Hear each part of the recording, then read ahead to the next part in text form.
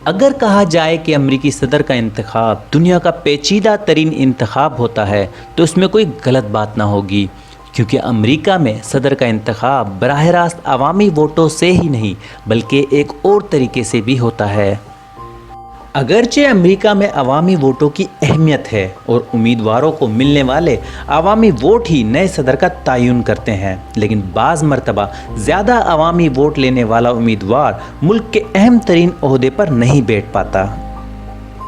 This is Mohammad Arshad and you are watching Arshpedia۔ امریکی صدر کے انتخاب کے لیے عوامی ووٹوں کے ساتھ ساتھ الیکٹورل کالج کے منتخب اراکین کے ووٹ بھی لازمی ہوتے ہیں۔ آپ لوگوں کے ذہن میں یہ سوال ضرور آتا ہوگا کہ الیکٹورل کالج کیا ہے اور یہ کیوں عوامی ووٹوں سے زیادہ اہمیت رکھتے ہیں، اور سب سے اہم بات کہ یہ کیسے کام کرتا ہے۔ الیکٹورل کالج کوئی ادارہ نہیں ہے بلکہ عوام کی جانب سے منتخب کردہ 538 ارکان کا ایک گروہ ہے، اور لوگوں کے ان گروہ کو ہی الیکٹورل کالج کہا جاتا ہے۔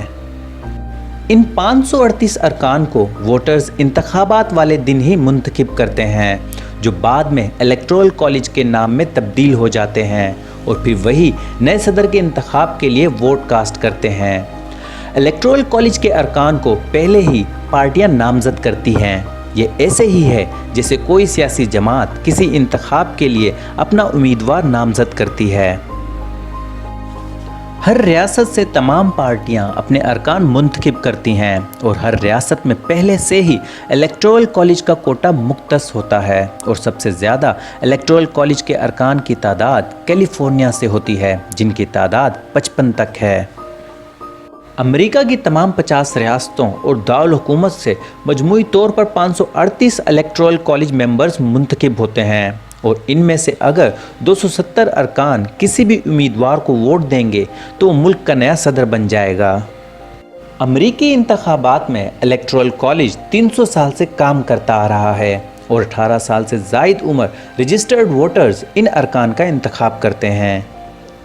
الیکٹورل کالج کے ارکان کے ووٹ کاسٹ کرنے کے تمام ریاستوں میں مختلف قوانین ہیں، جس کی وجہ سے کبھی کبھار توقعات کے برعکس بھی انتخابی نتائج نکلتے ہیں۔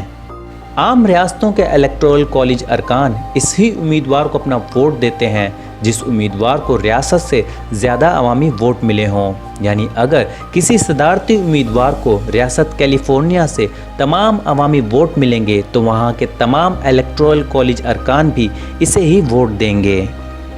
لیکن بعض ریاستوں میں الیکٹورل کالج اس بات کے پابند نہیں ہیں کہ وہ اس امیدوار کو ہی ووٹ دیں جس کے نام پر انہوں نے ووٹ حاصل کیا اور جسے عوام نے ووٹ دے کر جتوایا۔ 2016 کے انتخابات میں بھی ایسا ہی ہوا تھا، جس میں ہیلری کلنٹن نے زیادہ عوامی ووٹ حاصل کیے تھے، مگر الیکٹورل کالج کے ووٹ کم ملنے کی وجہ سے وہ صدر نہیں بن پائیں تھیں۔ ابھی بھی یہ امکان موجود ہے کہ بعض الیکٹورل کالج اپنی وفاداری کے برعکس دوسرے امیدوار کو ووٹ دیں۔ عام طور پر یہی ہوتا ہے کہ جس ریاست میں جو امیدوار برتری حاصل کرتا ہے وہاں کے زیادہ تر الیکٹورل ووٹ اسی کے پاس چلے جاتے ہیں۔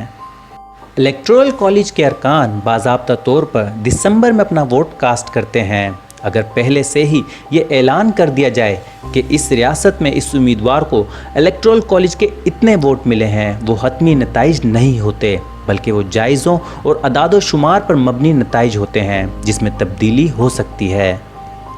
صدارتی انتخابات کے بعد از خود الیکٹورل کالج کے ارکان کی اہمیت ختم ہو جاتی ہے اور وہ واپس اپنی اصلی حالت میں یعنی عام فرد بن جاتے ہیں۔ الیکٹورل کالج کے ارکان صرف ایک بار ہی ووٹ ڈالتے ہیں اور اگلے انتخابات میں نئے ارکان کو منتخب کیا جاتا ہے۔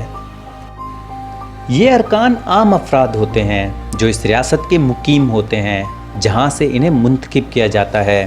الیکٹورل کالج کے رکن کے لیے یہ شرط ہوتی ہے کہ وہ کسی بھی قانون ساز ادارے کا رکن نہ ہو اور نہ ہی اس کے پاس کوئی سرکاری عہدہ ہو۔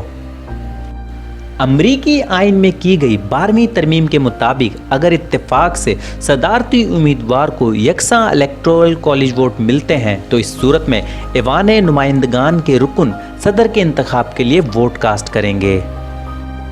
تمام دیکھنے والوں سے گزارش ہے کہ اپنی قیمتی رائے کا اظہار کمنٹ سیکشن میں ضرور کیجیے گا۔ चैनल को सब्सक्राइब करना और बेल आइकन पर क्लिक करना मत भूलिएगा।